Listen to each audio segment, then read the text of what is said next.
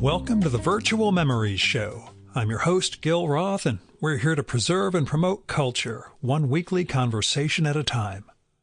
You can subscribe to the Virtual Memories Show through iTunes, Spotify, YouTube, Google Play, and a whole bunch of other venues.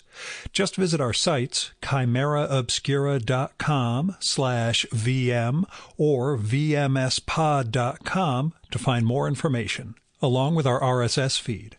Well, we are firmly in December. No business travel this week, thankfully, so my podcast schedule is back on track. There's only one more interview episode after this one, and then, as I mentioned last week, the annual guest list episode and whatever I'm going to do for the year-end show. Still no idea if that's going to be a monologue, an Ask Me Anything, an interview of me by someone else, or something else I've never done before. Tune in and find out. But if I don't do a show that week, it'll mean I only did 49 for the year, and I can't possibly let that happen because I'm insane. I know this, so don't hammer me on it. But I want to say that of late, I feel like I'm coming into my own artistically. In terms of, I don't want to say accepting that what I do is art, but feeling it more in ways that maybe I'll talk about in that year-end episode. See, I had a couple of good conversations last week, not just the on-mic stuff, and that all has me feeling more confident about all this stuff that I'm doing. And weirdly, I was in a position to encourage, counsel, and cheer on some people who have actually devoted their lives to the arts as opposed to my fragmented ass self. To give them some assurance that what they were doing mattered, but also that the way they were doing it mattered, that, just because it was different than how they've been doing their art previously, keep going. And it felt good to do that. And to know that they were actually listening, and not just paying lip service. So, yeah, I don't know. Anyway, here's hoping that all this stuff carries into 2025 and that I manage to balance work, art, and some vestige of a personal life without letting things get too out of whack. So let's get to this week's show. My guest this time is Ken Krimstein, artist, cartoonist, gag cartoonist, storyteller. Our conversation, well, it was a live event at the wonderful Labyrinth Books in Princeton, New Jersey, to celebrate his latest graphic novel, Einstein in Kafka Land. It's from Bloomsbury Press. This is the one I talked about a couple of weeks ago, where I had to fly back from a client event in Kentucky in the morning, get to Newark by 3 p.m, drive down to Princeton so I could host this. Everything worked out fine, except for one glitch that you're going to hear about in the caveats. Now, Ken's been on the show before for his books, The Three Escapes of Hannah Arendt and When I Grow Up.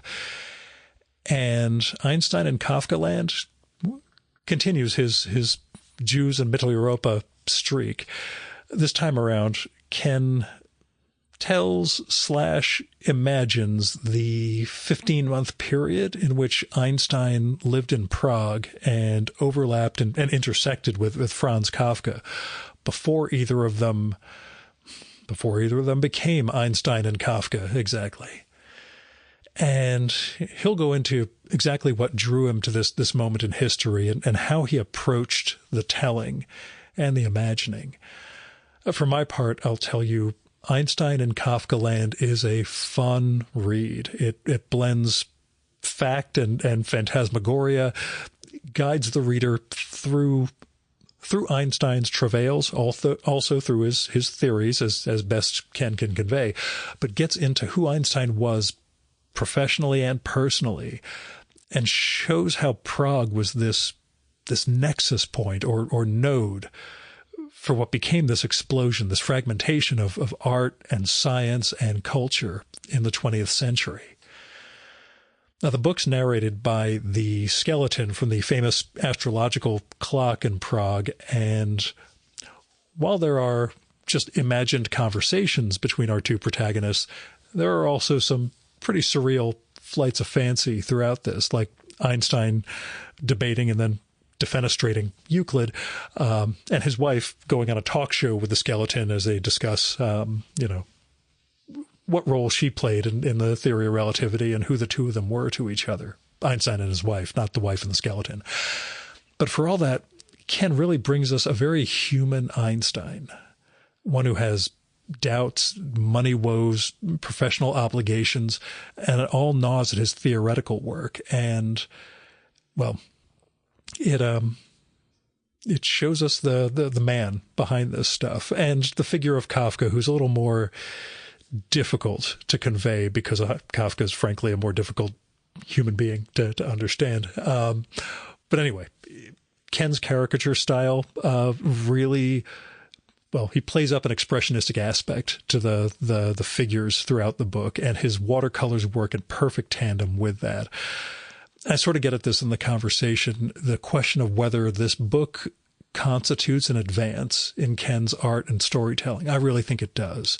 The Three Escapes of Hannah Arendt, good. When I Grow Up, showed a lot of variety in what Ken was doing and how he was telling a story. And I think with this one, he's really, really hit a new level. Anyway, Einstein in Kafka Land is a blast. Also, Ken's notes at the end are a really great resource about both of his lead characters and all the work that went into trying to research this and where some of those more imaginative takes come from. And the production itself is just a gorgeous package. It's the reproduction of the artwork is beautiful. The hardcover is it's substantial. It's a really good book. So go get Einstein in Kafka Land by Ken Krimstein from Bloomsbury Press. Now, as caveats go, this is a live episode. Ken does a couple of visual things at the beginning, like drawing the figures of Einstein and Kafka and the skeleton for the audience. I left that stuff in. I didn't take pictures, so there's no visual aids for you, but it is kind of part of the patter and part of how he introduces the book and the concepts to everyone. So you're on your own there. When Ken refers to Patrick, that's the cartoonist Patrick McDonnell, who attended the event. Also, I mentioned all that craziness and travel that was done that day and all the logistics that were necessary to get me to Labyrinth Books in time for the event. The downside of that is I was a little too fried, and I completely forgot to ask the audience for their questions when we were doing this. So it is just me and Ken. I apologize to the audience members. I'm sure they had some good questions for Ken. Maybe next time. Now, here's Ken's bio from the book. Ken Krimstein has published cartoons in The New Yorker, Punch, The Wall Street Journal, and more. He is the author of The Three Escapes of Hannah Arendt, which won the Bernard J. Brummel Award for Biography and Memoir, was a finalist for the Jewish Book Award and the Chautauqua Prize, and has been published in 8 countries and in 6 languages. He is also the author of Kvetch as Kvetch Can, and most recently, When I Grow Up, named a Best Book of the Year by NPR and the Washington Post. A recipient of a Yaddo residency, he lives and writes and draws in Evanston, Illinois. His new book is Einstein in Kafka Land. And now, the 2024 Virtual Memories Conversation with Ken Krimstein.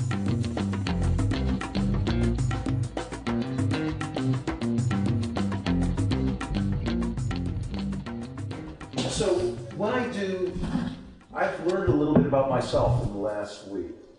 And I thought that was a beautiful introduction. Thank you for it. It's wonderful to be here.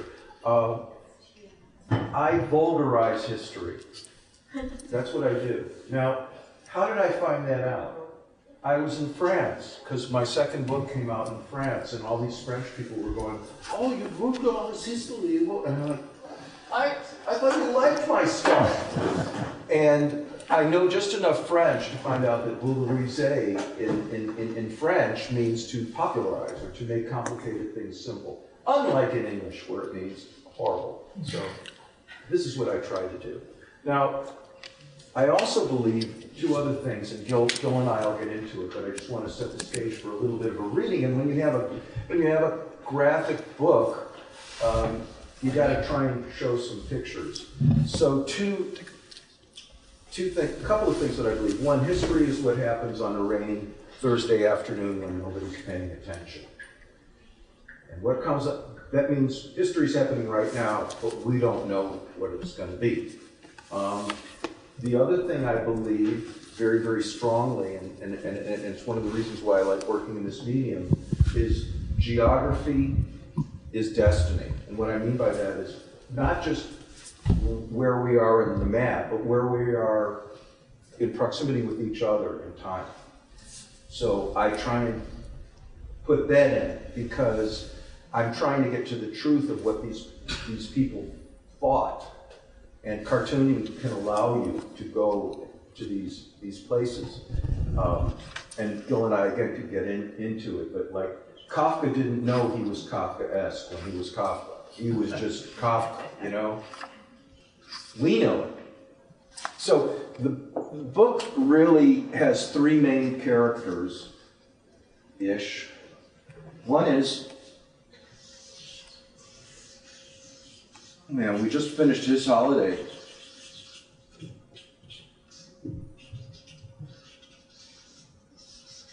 He's a skeleton.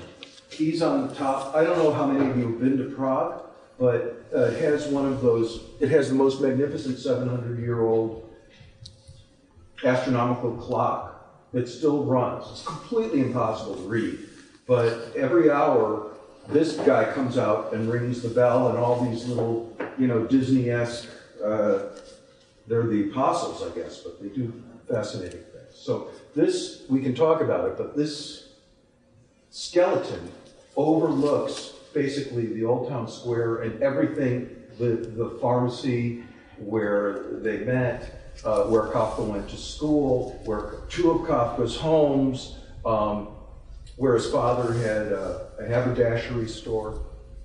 So this guy, I will read an introduction, but you know, so that you know.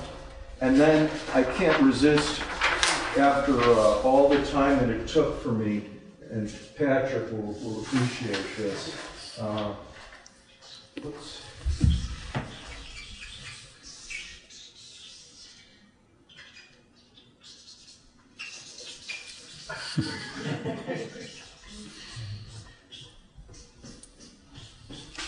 I don't have a blue pen here, but everybody knows who he is. I want you to pay special attention to his suit. It has checks on it. And there's many famous pictures of Einstein wearing this checked suit, which I have in the thing. And I thought that was pretty cool, because with all my extensive study of physics, I know that graphs and things are very, very important about it. So that was cool. And then the other guy.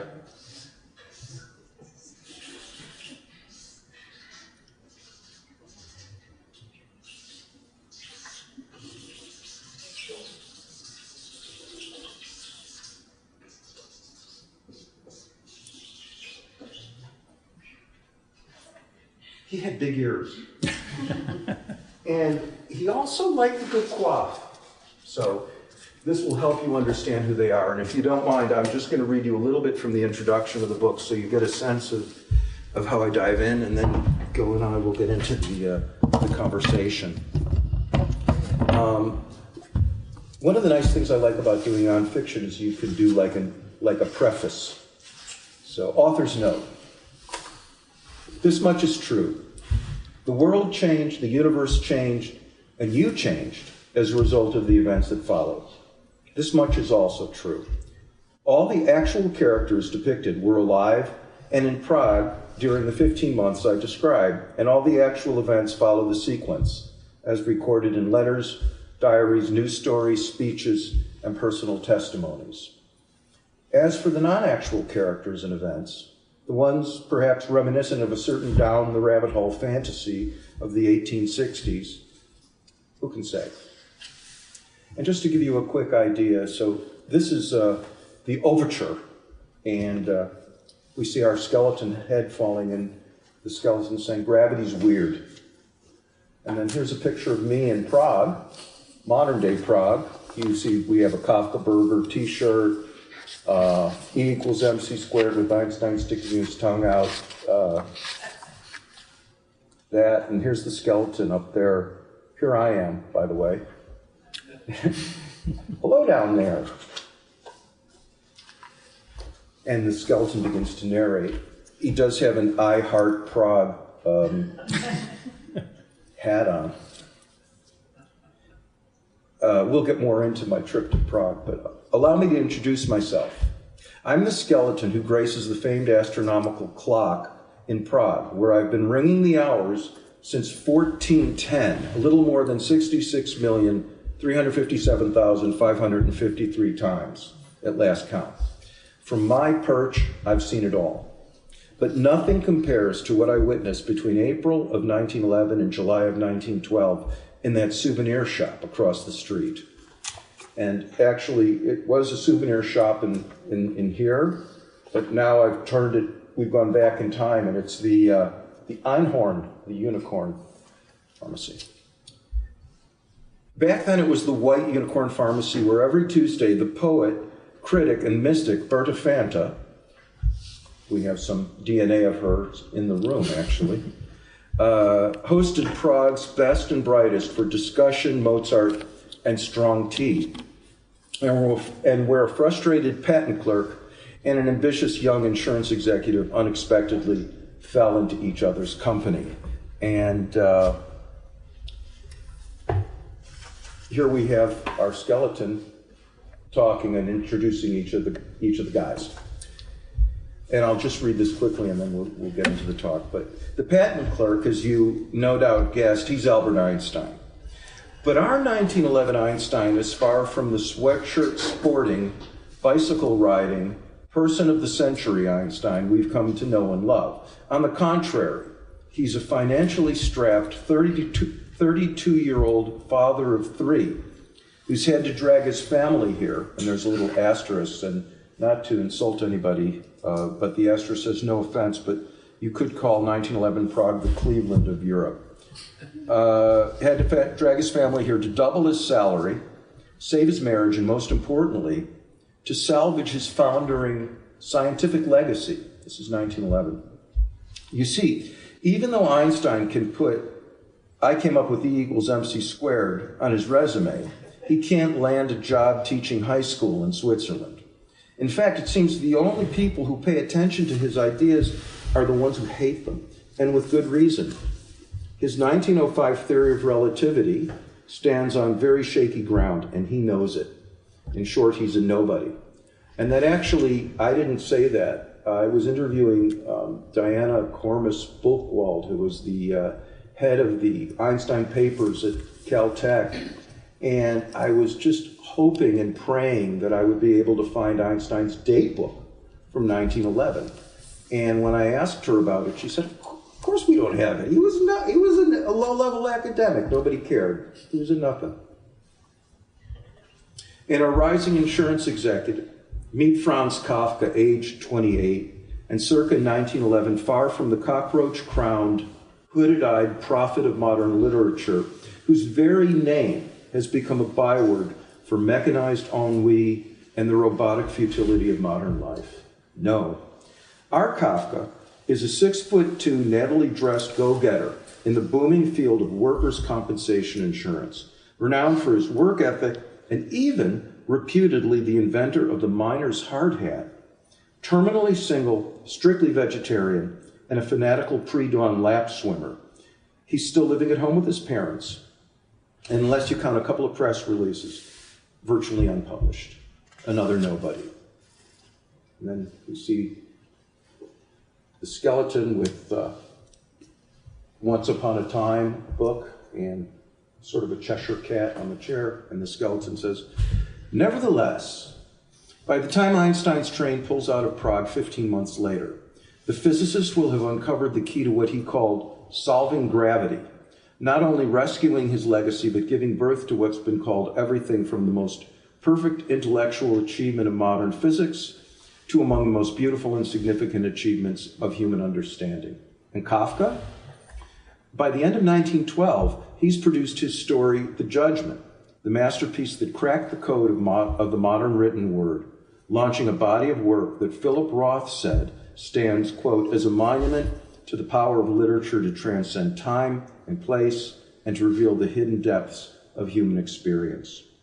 Nobody knows quite how they did it or why, But I happen to have assembled some pretty compelling clues. And as I said, I've seen it all. So pull up a chair and let me tell you how it went down. And then we see Albert going down the rabbit hole. So. Good start. So I guess it's an obvious question. What drew you to Einstein, Kafka, and these 15 months in Prague? How did you come across it? How did it spur a graphic novel? Well, I, like most humans, have been fascinated with Einstein for a long time. I mean, I think a lot of humans are, certainly here. But I had heard E equals MC squared was the greatest thing ever, and smartest thing ever when I was a kid, and we used to try and figure it out. And I watched every Nova show that they ever had on it, and I could never figure it out. I asked every physicist or physics student I ever met, how does it work? I could never figure it out. And I was very, interested in Einstein. And then the Hannah Arendt book came out, and it became a big bestseller in, of all places, Germany. And the Germans said, oh, well, we'd like you to do another biography, and here's some suggestions. And one of them was Albert Einstein, and I thought, well, since I've never taken a physics class, and since, I had a bunk out of calculus, and since, heaven knows, there are no biographies written on Einstein. No, nobody's writes about that guy at all. I thought, wow, that is perfect. So I decided to do that, and as I was starting to research Einstein, I'm a writer as well as a cartoonist, as I started to research Einstein, well, my initial thought was, because I'm a big I'm obsessed, I didn't know it, with Middle Europe and the Weimar Republic and, expressionist art, and I thought, oh, I've got a great idea, because I'm I like to cross disciplines, and so I thought, well, I won't deal with Einstein as a scientist, because I can't, but I'll deal with him as a German expressionist. That was, because I had read some stuff about that, and the more I dipped into Einstein, he said, I don't think in words, I think in pictures, and he was obsessed with the violin. So I'm like, And then I wanted to challenge myself, because I like to challenge myself, and do a double biography. So I thought it would be Einstein and Paul Klee, who I love. And they're almost exact contemporaries. They both lived in Switzerland, they're both from Germany, they both played the violin, so on and so forth. And I had all these great ideas. So I'm starting to read on Einstein, and I come across the thing that he and Kafka hung out in the same circles. And I said, Paul Klee, you're fantastic, but next book. Bye-bye.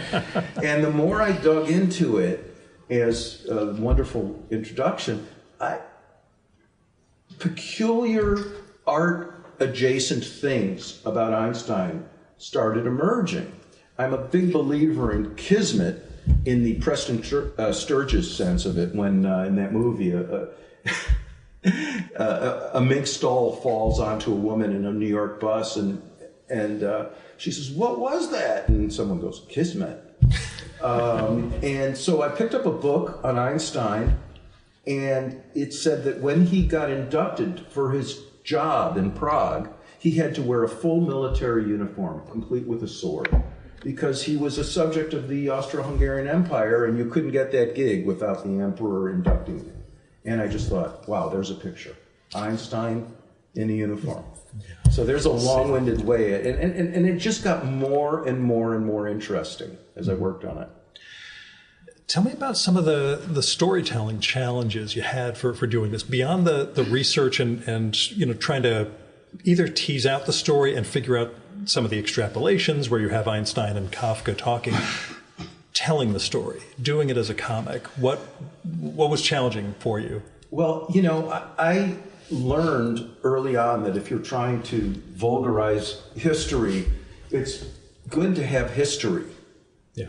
So my first attempt at doing a graphic biography, before actually Hannah, I thought I'd like to take something complicated and use the tools of graphic narrative to describe it. So I have a friend in New York who was a philosopher, and after I did all the jokes about taxi being a taxi driver, I said, show me some of your papers. And he showed me one, and I could not understand one word of it. And I thought, I want to do a complicated philosopher and try and translate it. So I did a whole thing on Chicago. I found a philosopher, and I drew 4 incredible pages, and then I hit a wall. Yeah. These 4 pages, which go nowhere, are magnificent. It's the best drawing I've ever done. But I realized that you need a story. You need a story, and to get people to read it, it has to be a human story, because I'm writing about humans. So I have to have a question, and the question was, when I found out early on that Einstein had achieved this breakthrough in Prague, and at the same year Kafka had achieved a breakthrough, the question to me is, what happened? And then they were in proximity. And as you continue to work on it, you draw and you write, and a big key for me in trying to tell this story from a human angle, that Einstein, I learned as I was working on it, and you can't know this in the beginning. I say, if you're writing history and you know how it's going to end, or you're writing biography and you know how it's going to end, you're not writing history or biography, you're writing propaganda. Yeah. So I didn't know how it was going to end, but I knew what I wanted to happen. And I came across a dramatic conflict that Einstein had. He had 2 questions, I believe, facing him. One, what if I'm wrong? I mean, not good. You're a scientist, you're trying to take down Newton, you're wrong, you're in the dustbin of history. But even more challenging to him, what if I'm right? And in my research, I came across, somebody asked him in 1927, after he'd won the Nobel Prize, what took you so long? You had it in the palm of your hand. You figured out how gravity kind of bends space and time and all this stuff. And what took you? And he had an answer. I don't have the exact quote, but I think it's in the book. He said something like, it's not so easy to come to terms with a world where nothing is where it's supposed to be and no 2 things can happen at the same time. It's not so easy. And I thought, wow, he struggled. And then I did more reading and I realized he struggled, and I saw similarities between Kafka's struggles and his struggles. And when I realized that this guy had human struggles that were also huge. His wife was Serbian. She didn't want to be in Prague. He was ambitious, and he needed more money. When I found out that his father left tons of debt, and his mother was working as basically a housekeeper in Germany, and I understood why he wanted to double his salary. I mean, he was a human. Yeah. Along those lines, this is your 3rd full book. Your first one was a biography of Hannah Arendt, and then you had When I Grow Up, which is a series of adaptations of stories by Jewish youth who died in the Holocaust, ultimately.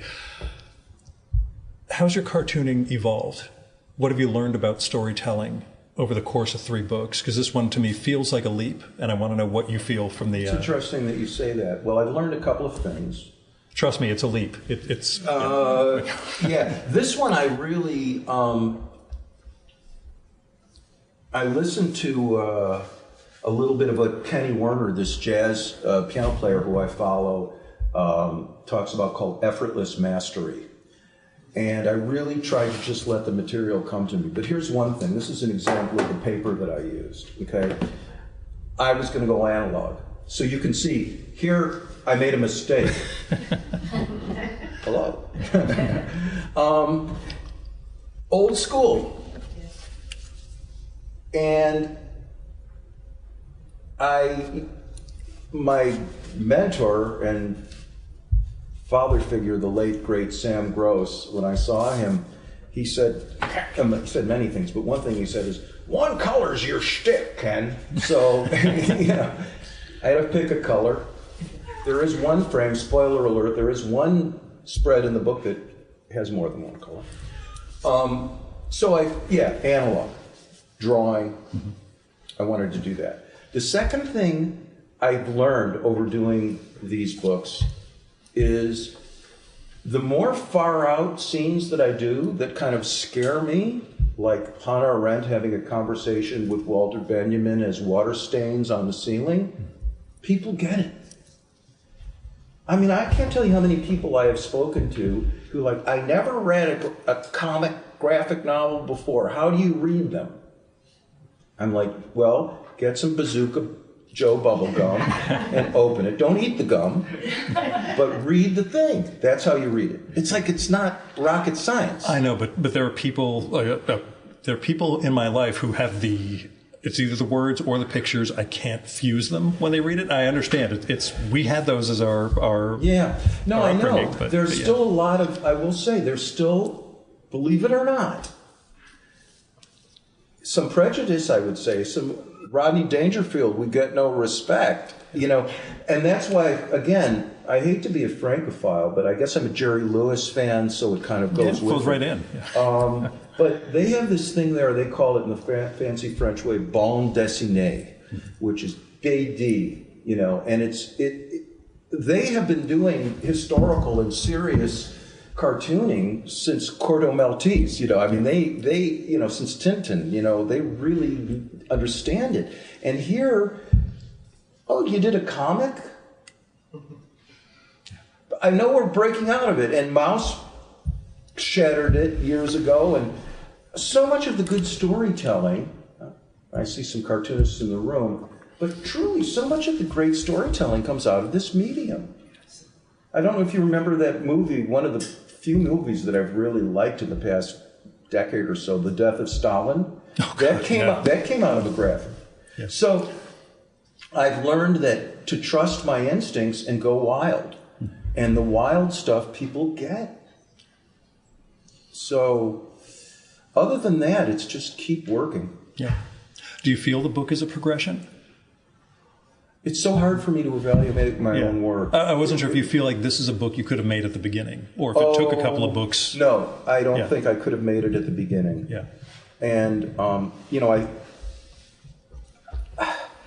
history, I don't like to use terms. You say history to people and they run, which I don't understand at all, because I love history, but it's the only thing we know. Like, you can, hey, tell me everything about the future. No, I can't. Okay, how about the past? Yeah. Okay, what do we know? Anyways, but I don't want to talk about it as history. I want to talk about it as humans. And I do feel one of the things in this book, so Prague is a character in the book. And one of the insights that I had, and I actually kind of patted myself on the back when I figured this out, is that Prague is to Einstein as the apple is to Newton. In other words, Prague, I believe, was Einstein's apple. And because of the weirdness of the city itself is bizarre. It's got a heritage of art and science crashing into each other in a delicious, bizarre stew that goes all the way back to Mad Emperor Rudolph II, who you may be familiar with some of the paintings he commissioned of people who are like made from fruits and vegetables and stuff like that. But in addition to this and many other peculiar things, he was obsessed with astrology. Couldn't get Newton, but he got Kepler and Tycho Brahe. He got Tycho Brahe. These are the people who figured out like how planets orbit elliptically and all this stuff. And in fact, Kafka's best friend, the much maligned Max Brod, wrote a historical novel called Tycho Brahe's Search for God or something like that. And it's about, it's this professor who I know at Northwestern, Peter Fembus, he thinks it's a romantic clef about Einstein and Kafka. So, I have lost track of the question, but I'm just falling down my own rabbit hole thinking about that. Which is another question. Yeah, could I have done it? I don't know. I have no idea. How much of a rabbit hole did you fall down in the process of this? I fell down a really, really big rabbit hole, and one of them was I had to wrestle with the idea that light goes the same speed, whether you're going to it or you're running against it. If you're almost at the speed of light, right? You're 1 mile per hour short of the speed of light, which is roughly 186,000 miles per second. So you're really close. Guess what? It still goes away from you at 186,000 miles per second. If you're rushing toward it, you don't get there any faster. So I'm like, that's really hard to wrap your head around. And I wanted to make this book, as I try to vulgarize history. And I'm one of these people to simplify. So I've watched every Einstein show, as I said, that was ever on Nova. I collected a small library of Einstein-made simple books, of which in the 50s, for some reason, they were publishing them like hotcakes. I read every one. Talked to people. They always use this example of a light. You're on a train car and you shine a flashlight and it goes to one wall and the other. And I could never figure that out. Yeah. I mean, I watched 1,000 videos on. It's like, wait a minute, a flashlight doesn't have any light. You know, all the flashlights we had when we were growing up barely worked. Yeah, we had so you could never even get to the side of a train with it. So the whole thing didn't work. So I had to try and conceptualize it in a way that would maybe make it fresh for people, the strangeness. So what I came up with was light is always the same. Everything else has to adjust. Everything else adjusts because light's always got to be the fastest. So other stuff either gets huge or tiny or thin or whatever, so that light always wins. And so I created a thing I called the freaky race, where light competes with the winner of the first 100-meter dash gold medal in the Olympics, Reggie something or other, the fastest train in the world at the time from Scotland, a tortoise, and a rocking chair. And of course, light wins, but the weird thing is everything else had to come in second. Yeah.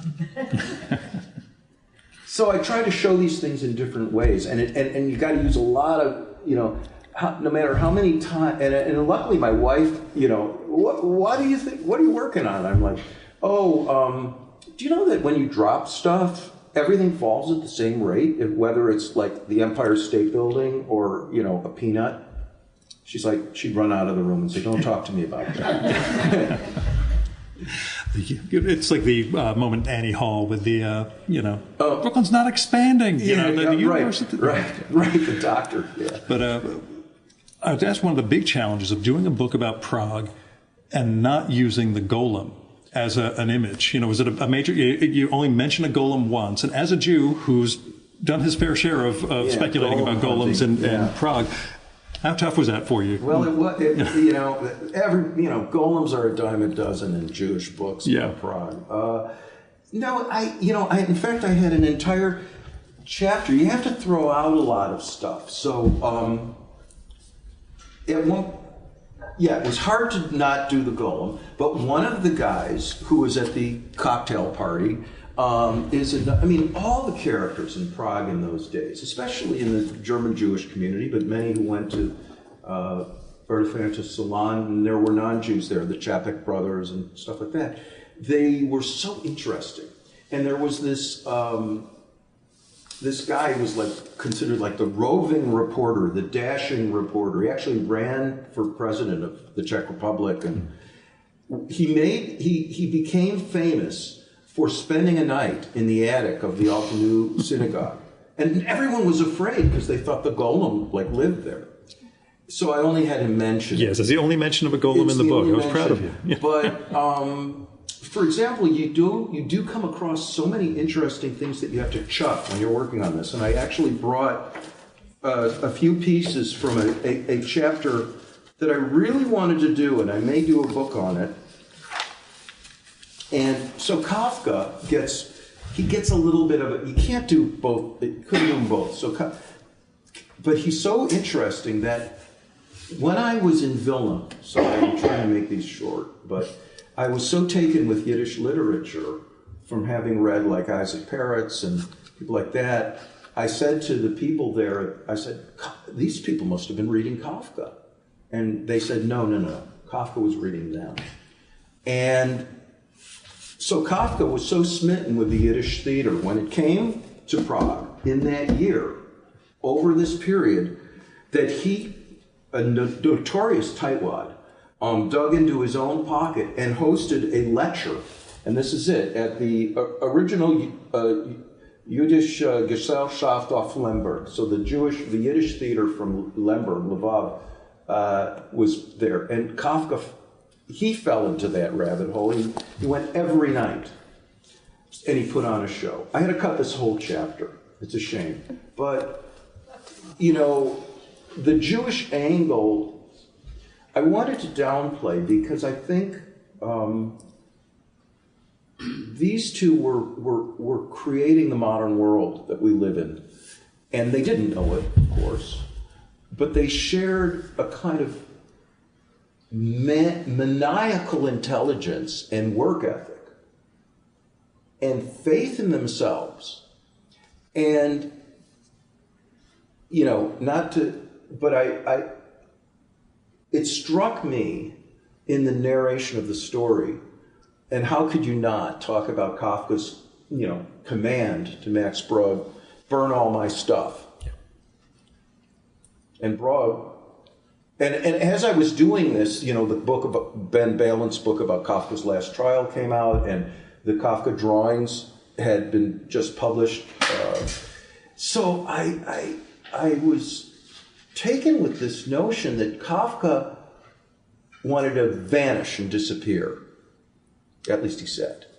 And Einstein leaves. And the courage it took, and I imagined, and you can do this in the graphic medium, I imagined the conversations or the turmoil, because Einstein had to bring back to Zurich. He had a lot of confidence, but it wasn't even the math. The implications, as I talk about. The universe is expanding. Okay, yeah, we can all say that. Wait a minute. Into what? Hold on. Okay, I can get expanding, but there's got to be something on the other side. Yeah.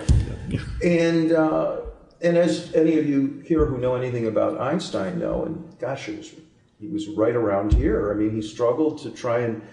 the thing that I believe I found that connected the two of them was a faith that... And Kafka actually put it into words. He said, you know... there is a truth in the universe, but we're fated. It's impossible for us to ever understand it. So we just have to deal with it, you know? And Einstein, and I thought, again, he was such a, when you look into him, he was such a, his writing was like, he was a scatological talker, you know? He complained to his friends, I feel I've become a professional ink shitter. Yeah. You know, because he got the job and all he had to do was fill in requisition forms for like getting more toilet paper, more chalk. All the paperwork. All that stuff. He hated that. But he said at one point, he writes to this Paul Ehrenfest, who's another one who deserves to be much more well known. He says, Paul, I think I found a piece of the truth. I found a piece of the truth. And I love that. You can't... He was just happy to find a piece of something that's true. And Kafka and he, I think, it's a way of making us all realize, probably genetically, but certainly emotionally, we are all potentially Einstein. We are all potentially Kafka. And as I said, when your Prague comes knocking at the door, answer it. How'd the book change you?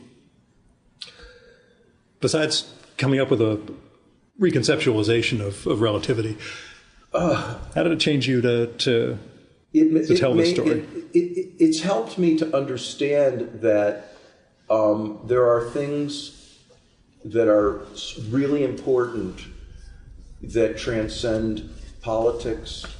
Politics is really important, but maybe if we focus on some other things, like I thought, what was a great moment, I think it was this year, when everybody kind of got together, the eclipse. It's as if the universe is saying to you, screw you, look at this. Yeah. We can predict this, and it's still going to blow your mind. One of the things that really inspired me to do this book, and I was at Comic-Con, and I was speaking there, and when I wasn't speaking, they have all these panels. People line up like all night to find out what the next Game of Thrones is going to be and stuff like that.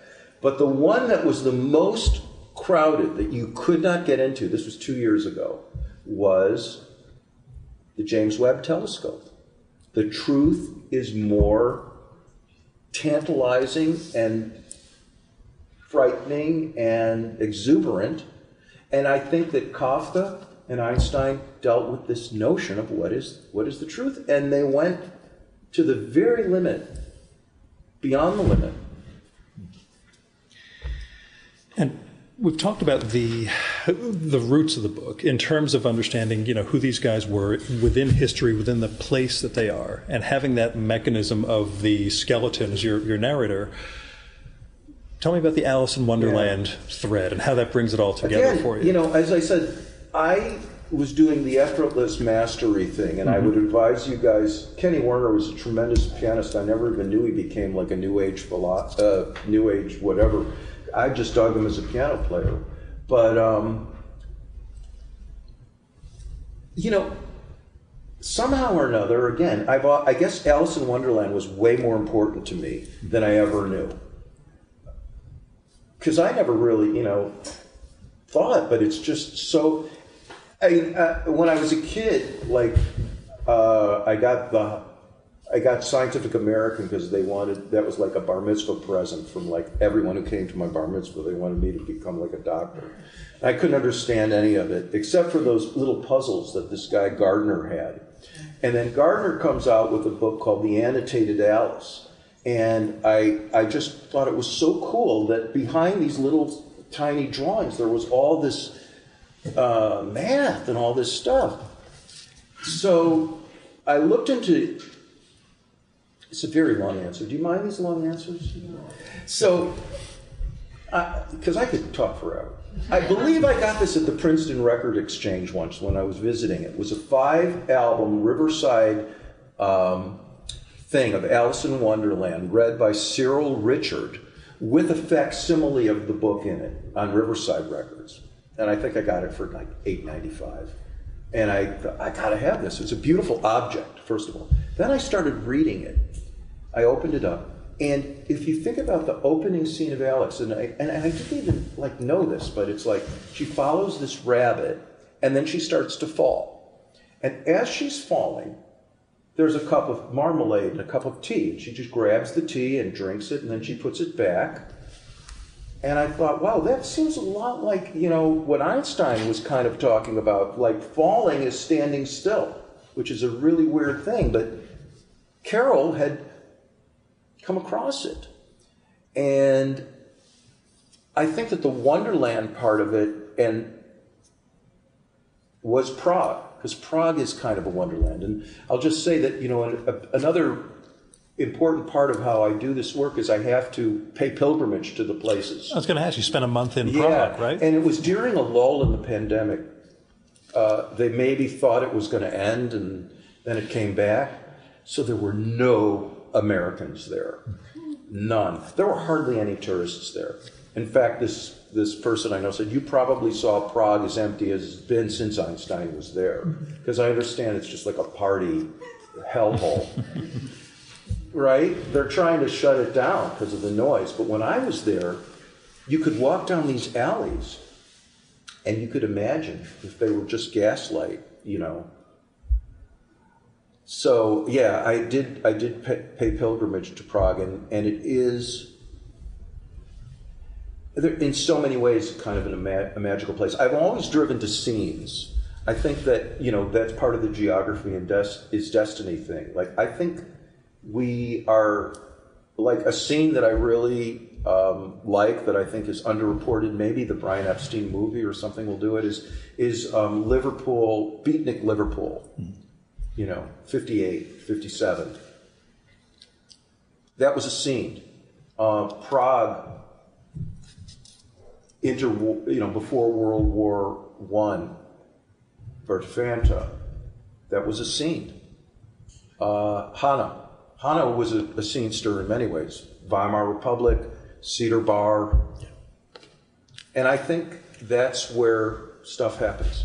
It came up in a recent episode I did with Simon Critchley. He talks about Brian Eno's concept of the scenius. You've got the genius that emerges from an amazing art scene, and how difficult it is to it's hard to create and replicate that nowadays. Hard to replicate that nowadays, yeah.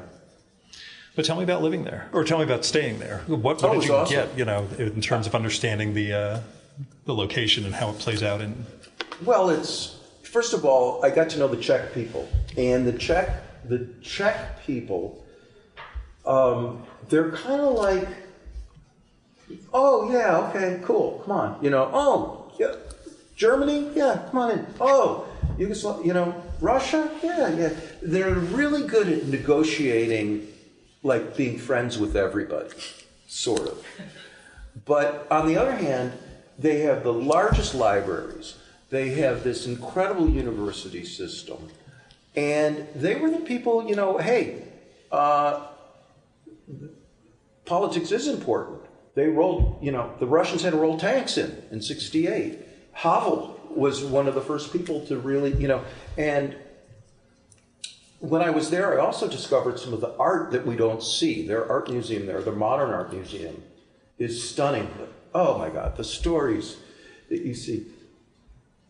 I couldn't work it in. I had to change it, but there's like a monastery there near the castle where it's like the old Roach Motel. You would check in, but you could never check out.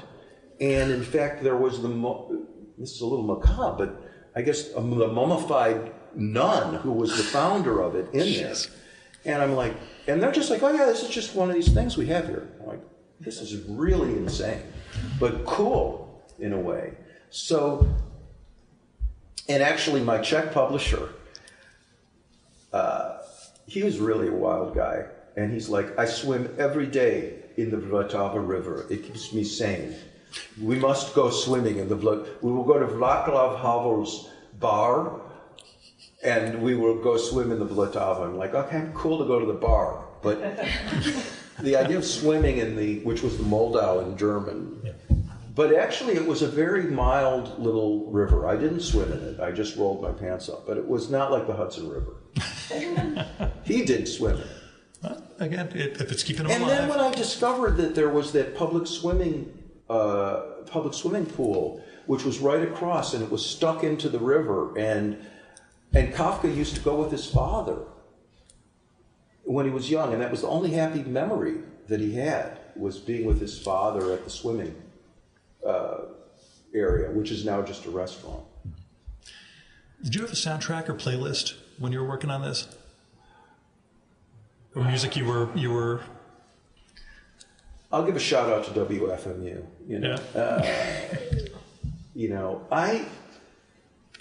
It depends where I am in the process. Mm-hmm. If I'm writing, I can't listen to music.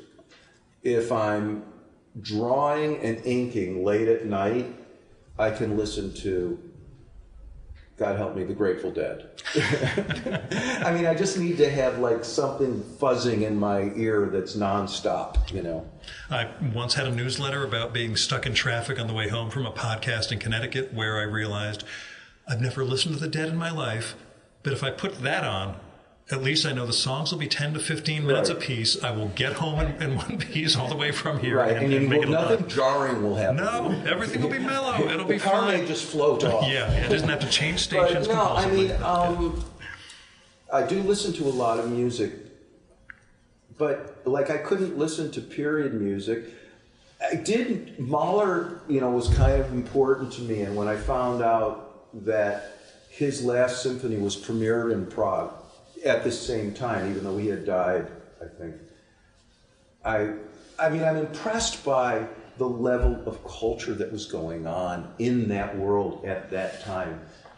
And when I saw the Czech modern art and some of the people who we don't know, and just the Czech sensibility, I'll give you something that was really interesting. First of all, the Modern Art Museum in Prague is in an old factory, and it's the most glorious lit place you've ever seen.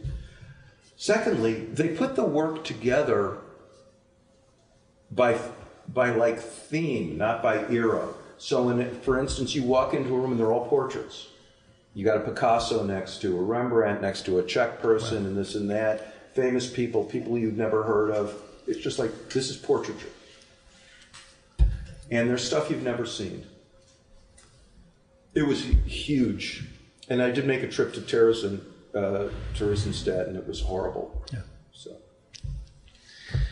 Visual influences? Either cartoonists or artists who you see reflected in the work? Well, I tried to work some Kafka in, actually, sure, on the Discovery, and one of his drawings made it in. There's a book of Kafka's drawings that came out a few years ago. I did a podcast with the two editors of that one. Right. Which, the book might be here. Well, Good.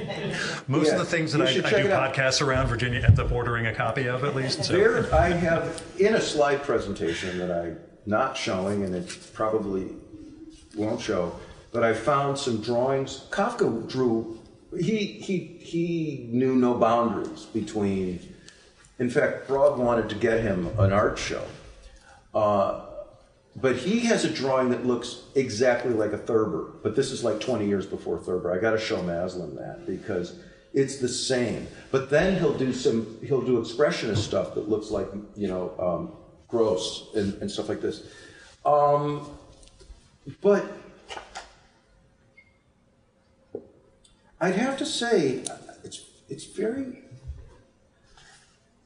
I don't know. I mean, I feel it. I'm just feeling it, and the fact that the publisher said we're going to go ahead and do this in 4-color, and I did some sketches there, like this was the building that was the insurance office where Kafka worked. Now, you think Kafka was a low-level little schlub. No, his office was right up in the top next to the chairman's.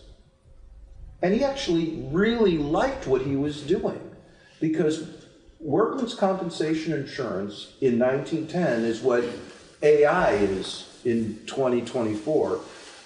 The world was industrializing. If you couldn't protect workers, not only could you get the pantsuit off of you, but you couldn't run your factories anymore. So he actually went to try and fix it. And it all leads to this wonderful panel, though. Okay, go ahead. Well, I love just letting the water do what it could. Like, I discovered the magic wonders of Frixit and tape. Yeah. And I thought, what's Frixit? Well, it's like a rubber cement type thing that you put over the paper, and then so for example on this spread, I actually drew all this on the white paper, all these musical notes and all this stuff in this kind of clear. It's a white mask that goes over it, and then you paint on top of that, and then you take the white and then you let it dry, and you just take and you peel it off, and it's all white under it. So you can get the flow of the water. I wanted it to be analog, but so I think what it came for me a lot, Gil, was trying to. My father was a watercolor painter, and he always used expensive materials. I never did because I was cheap and I was a kid. Yeah. He was a grown-up. But he used this 300-pound paper, and I think that was what I was really trying to lean into, was ink and paper. And what you succeed at with page 85 is something that's really important for us. You have Kafka and Einstein meeting and talking. This is your imagined conversation between them. The skeleton caveats. Yes, the skeleton does explain that, we don't know that this happened, but, we'll have some license for it. Come argue with me. Kafka says, have you heard what the Pantasote Leather Company of Passaic, New Jersey just got? Jersey gets a big shout out. It's called Group Insurance, and it's genius. Einstein says, have you heard what Thomas Alva Edison of West Orange, New Jersey just got? Another patent. He's almost got 1,000 to his name. At which point Kafka says, it's all happening in New Jersey. And that, I felt, was a shout out to this whole event. And, Thank you for landing on that. Yeah. That one really got me. But you mentioned a couple of kill your darlings moments here. Are there projects you're looking for in future?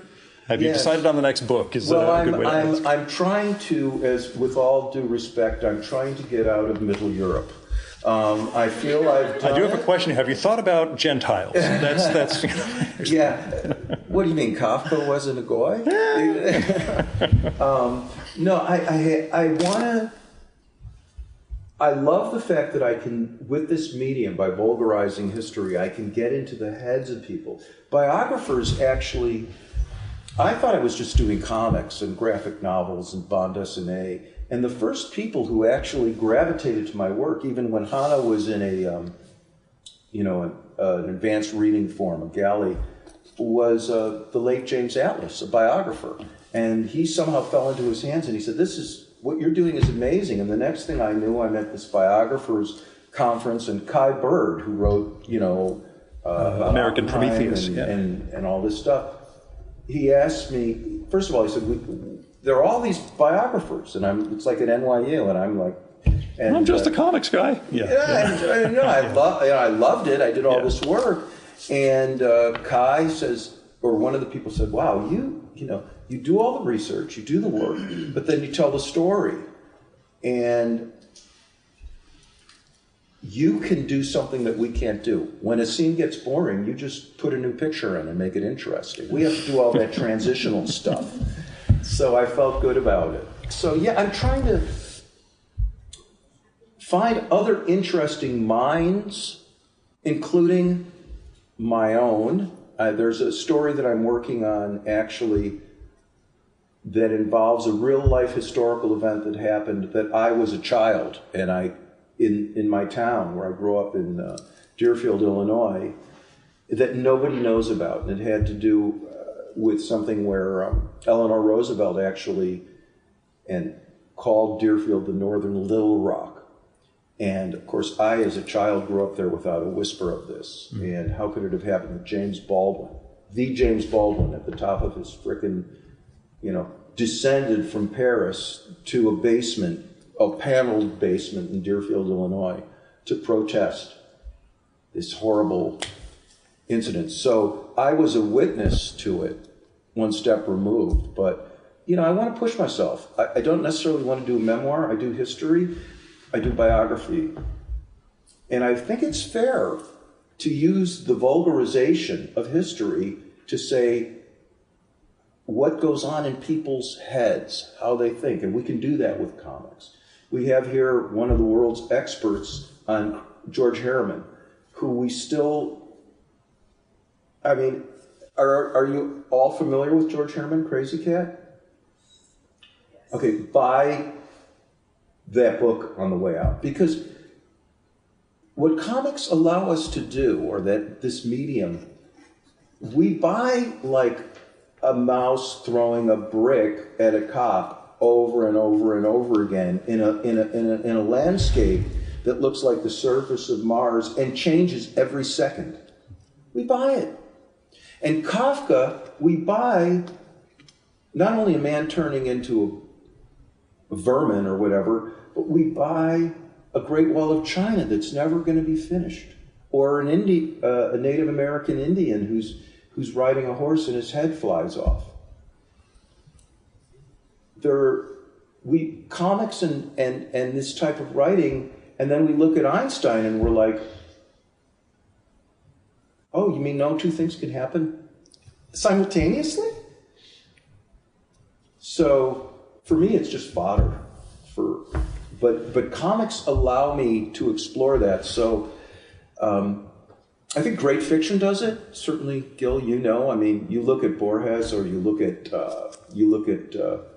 100 Years of Solitude, Marquez, or you look at Bruno Schultz. I mean, anytime you're trying to scratch the surface of reality and push it out, you're doing comics. Or you don't know it, but you are. Final question. We're going to let you guys head out, but we are in a bookstore. You are on a book tour. What are you reading, or what would you pick up while you're here? Oh, that's a great question. Well, I tell you, lately, talk about rabbit holes. I'll do a little bit of a shout out here. I've kind of gotten obsessed with early 20th century and late 19th century popular fiction. Mm-hmm. James Hilton. I just reread Lost Horizon. The Sea-Wolf by Jack London. I mean, Cormac McCarthy should have paid royalties. Bruno Schultz, I don't know, I would buy every book in this store and then I'd get in trouble. Yeah. I mean, the thing I just finished was The Sea-Wolf, and I'm reading non-fiction. Actually, I dipped back into Sholem Aleichem, but his memoir. I was curious to see how because I was kind of getting so fed up with the doom and gloom of Jack London, I wanted to see what more positive. I feel like, but I feel like whatever I do next, and you don't know how it's going to end, but I feel I want to have joy in it. I feel that the doom and gloom and dark narrations, they're fine, but man, I'm tired of them. We could use it. So, Ken, thanks so much. Everybody, thanks for coming out tonight. Thank you.